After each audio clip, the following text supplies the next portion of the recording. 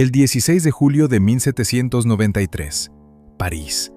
Un calor insoportable aplasta la ciudad. Miles de personas se apiñan en las calles para asistir al funeral más grandioso que la revolución ha visto jamás. El ataúd está abierto.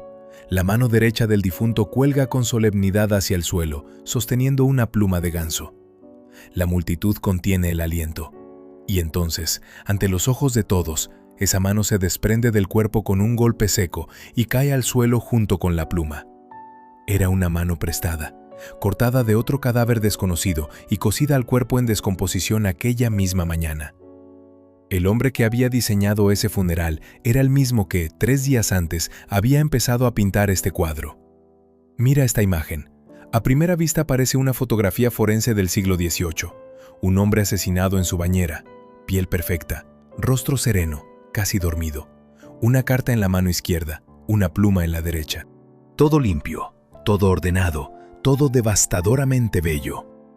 Llevamos más de 200 años mirando esta pintura y pensando que estamos viendo la realidad de lo que ocurrió aquella tarde del 13 de julio de 1793. No estamos viendo simplemente esa tarde, estamos viendo una versión purificada, corregida y preparada para sobrevivir. David no nos dejó una escena del crimen, nos dejó una imagen que quería reemplazarla. Jacques Louis David no era simplemente un pintor. En el verano de 1793 era, sin exageración, el hombre más poderoso del arte en toda Francia. Diputado en la Convención Nacional, militante jacobino convencido, miembro del Comité de Seguridad General donde firmaba personalmente cientos de órdenes de arresto y condenas. Había votado a favor de la ejecución del rey Luis XVI en enero de ese mismo año. Era, en la práctica, el ministro de propaganda de la República, el arquitecto visual del terror. Y tenía un secreto que raramente aparece en los libros de historia.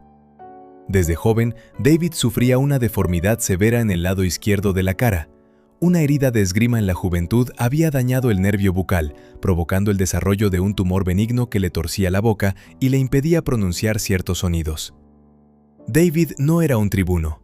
Su rostro deformado, su dificultad para hablar y para comer en público lo dejaban en desventaja en una revolución gobernada por voces.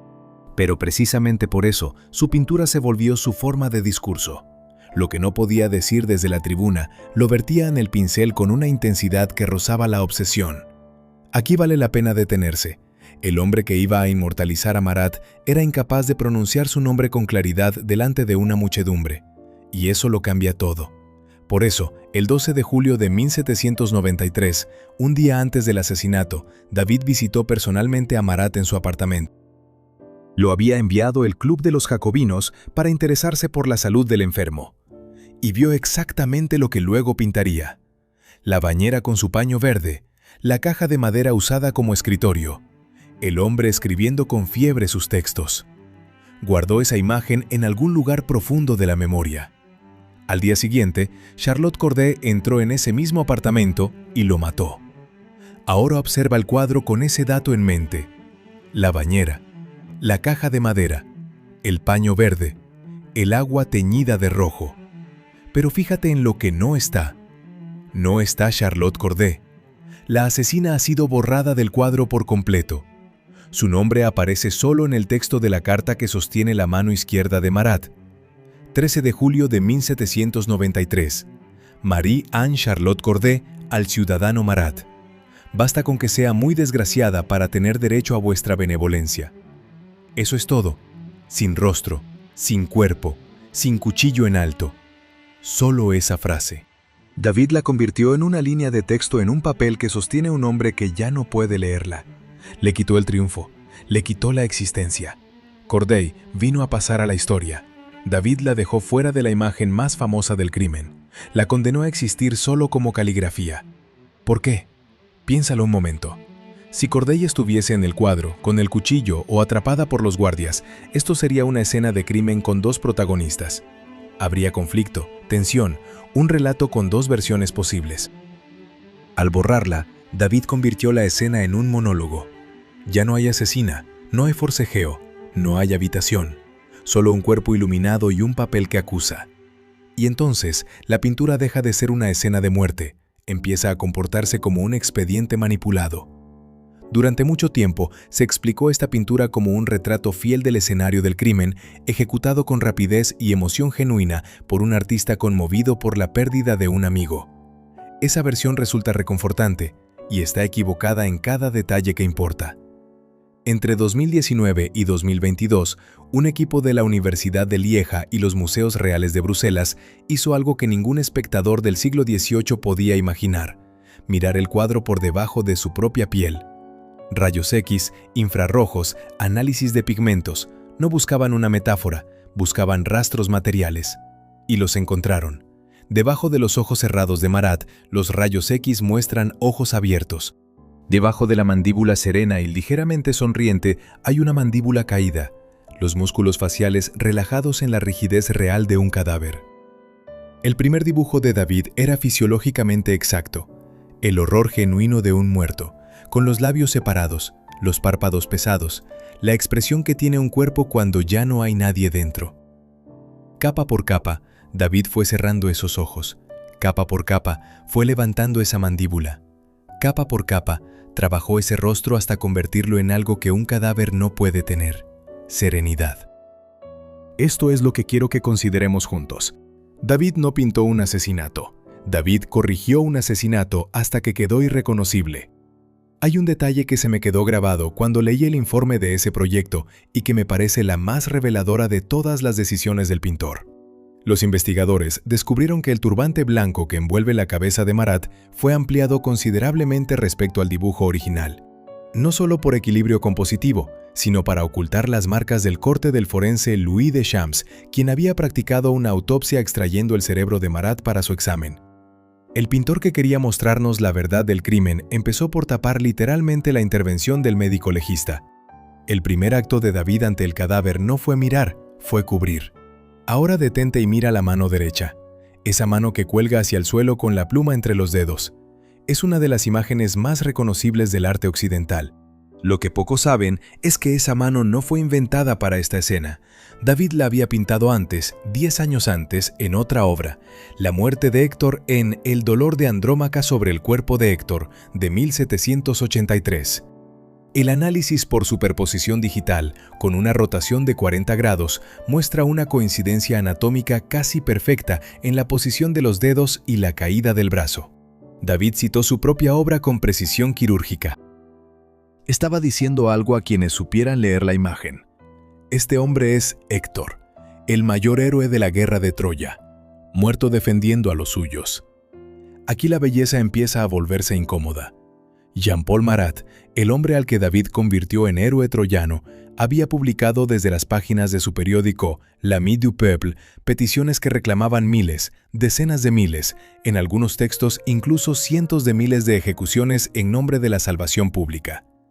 La maquinaria que él había ayudado a alimentar todavía no había alcanzado su ritmo más feroz, pero la lógica ya estaba allí. Listas, denuncias, enemigos internos, cabezas necesarias. Estaba cubierto de llagas. Su piel se desintegraba.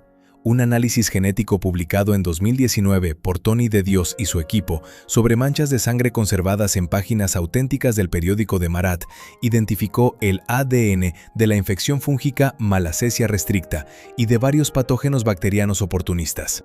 Marat no sufría de sífilis, como proclamaban con sadismo los monárquicos. Sufría una dermatitis seborreica severa con superinfección. Se sumergía en la bañera con vinagre y sales medicinales durante horas para obtener un alivio que duraba minutos. La piel que David pintó es de mármol liso. La piel que tenía Marat no existía como tal. Pongo aquí una observación que es solo mía, no viene de ningún archivo. Lo que me resulta desconcertante de este cuadro no es el tamaño de lo que se ocultó, sino la artesanía con que se construyó la versión alternativa. Cada decisión tiene su lógica interna, y esa lógica es impecable. La sábana blanca que envuelve la bañera no es decoración. En la tradición iconográfica que David manejaba con precisión de cirujano, esa tela blanca es un sudario, el mismo que cubre al Cristo muerto en las Pietás de Miguel Ángel y en los Descendimientos de Caravaggio. El cubo de madera que sirve de mesa no es mobiliario pobre, es un altar. La inscripción grabada en él, a Marat, David, imita la tipografía de las lápidas romanas en piedra. La luz que cae desde arriba y a la izquierda no existe en ninguna habitación real. Es la luz del Renacimiento italiano, la luz que ilumina a los santos. David era un laico convencido que construyó una capilla política con un apóstol del terror en el centro. Pero espera, aquí la versión oficial tiene una objeción razonable. Podría argumentarse que Marat, pese a sus excesos, defendía genuinamente a los más pobres. Que en la caja de madera hay un assignat junto a una nota que dice, literalmente, que ese dinero debe entregarse a la madre de 5 hijos cuyo marido murió defendiendo la patria. Que David estaba retratando un ideal, no una persona. Eso suena lógico, hasta que te preguntas quién escribió esa nota. David la compuso él mismo. No es un documento real.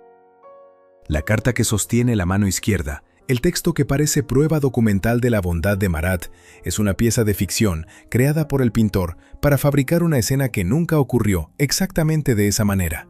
Incluso los objetos que parecen pruebas, la carta, el dinero, la nota, funcionan como decoración moral. No documentan la escena, la absuelven. El 14 de noviembre de 1793, David presentó la obra terminada ante la Convención Nacional. Los delegados lloraron. Fue declarada Patrimonio Nacional y colgada inmediatamente en la sala principal del Parlamento, a la derecha del estrado del presidente, flanqueando la tribuna del poder junto a otra pintura de David sobre otro revolucionario caído. 2 mártires enmarcando al hombre que firmaba las condenas. Los diputados entraban a legislar y veían esos 2 rostros. Cada votación a favor de nuevas ejecuciones ocurría bajo su mirada. Lo que vino después fue todavía más extraño. En las semanas siguientes, durante la campaña de descristianización, grupos de revolucionarios empezaron a derribar crucifijos en las iglesias de París y a reemplazarlos por bustos de Marat. Se documentaron litanías que mezclaban su nombre con el del Cristo. Algunos los llamaban el mismo tono de voz, con la misma cadencia devota. «Oh corazón de Jesús, oh corazón de Marat». Su corazón fue embalsamado por separado y colocado en una urna en el Club de los Cordeleros, como una reliquia. Un ateo muerto en la bañera se había convertido en el nuevo icono sagrado de la República. Y la pintura de David era la imagen que lo hacía posible. Entonces vino el termidor. En julio de 1794, los propios compañeros de David en la convención derrocaron a Robespierre y pusieron fin al terror. David fue arrestado 2 veces. La pintura fue retirada de la pared. Guardarla se convirtió en un peligro mortal, en una señal de complicidad con el régimen del hacha. Los bustos de Marat que habían reemplazado a los crucifijos fueron arrancados de las iglesias y arrojados a las alcantarillas de la Rue Montmartre. Antoine Gros, el alumno favorito de David, escondió el lienzo en su taller durante años. Los investigadores del proyecto Face to Face descubrieron la manera exacta en que esto se hizo, no pintando encima con blanco, como siempre se creyó. El cuadro fue cubierto con un segundo lienzo limpio, tensado sobre el bastidor original y clavado por el lado plano. Décadas en un taller, apareciendo a cualquier visitante como una tela virgen sin pintar, lista para trabajar.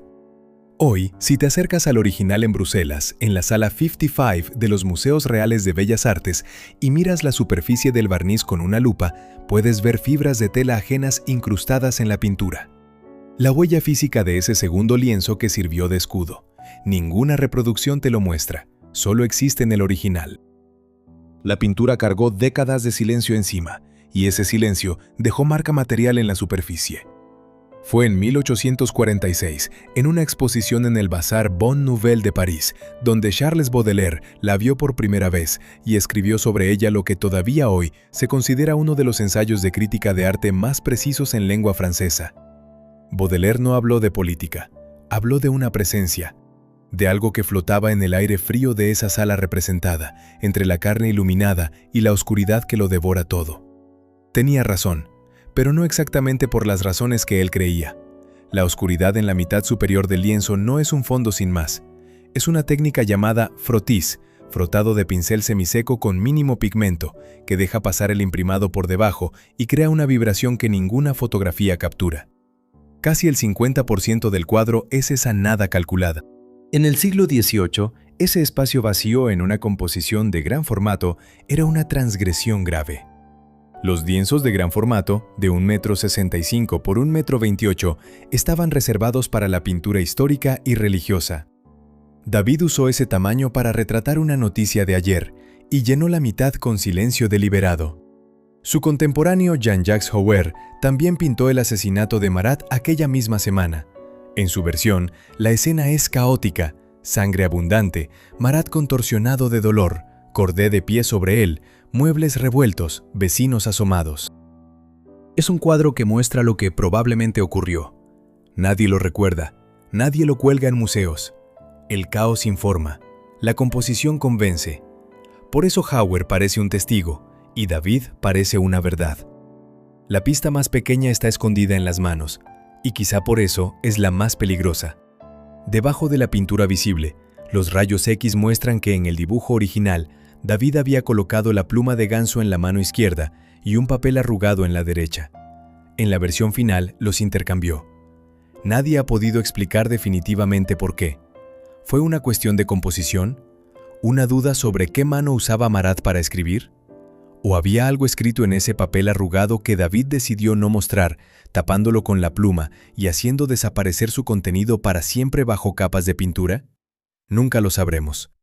Sabemos que en 1825 David murió en su exilio de Bruselas, que Francia no le permitió volver, que los herederos intentaron vender el cuadro en 2 subastas en 1826 y en 1835 y que nadie lo quería comprar, que en la segunda la familia lo recompró ellos mismos por 4.500 francos para evitar que desapareciera, que en 1886 el sobrino del pintor lo legó a los museos belgas y que llegó a las salas de Bruselas en 1893, exactamente 100 años después de su creación. El icono de la Revolución Francesa vive en Bélgica, porque Francia lo expulsó. La pregunta no es si David era un propagandista genial o un artista sincero. Probablemente era las dos cosas al mismo tiempo, y esa contradicción es la que hace que esta pintura siga activa después de 230 años. Lo que de verdad inquieta es algo más inmediato. Estamos mirando un acto de reescritura deliberada, construido con la maestría de Caravaggio y la frialdad de un funcionario del terror. Y seguimos mirándolo con algo que se parece al asombro. Baudelaire cayó en esa trampa en 1846. La pregunta es si nosotros, sabiendo lo que él no sabía, todavía caemos también. El papel arrugado sigue ahí, debajo de la pintura. Nadie sabe qué decía. Si tuvieras que elegir entre las dos versiones, la de David y la de Hauer, ¿cuál crees que se acerca más a lo que realmente pasó aquella tarde? Y si elegiste la de David, pregúntate por qué.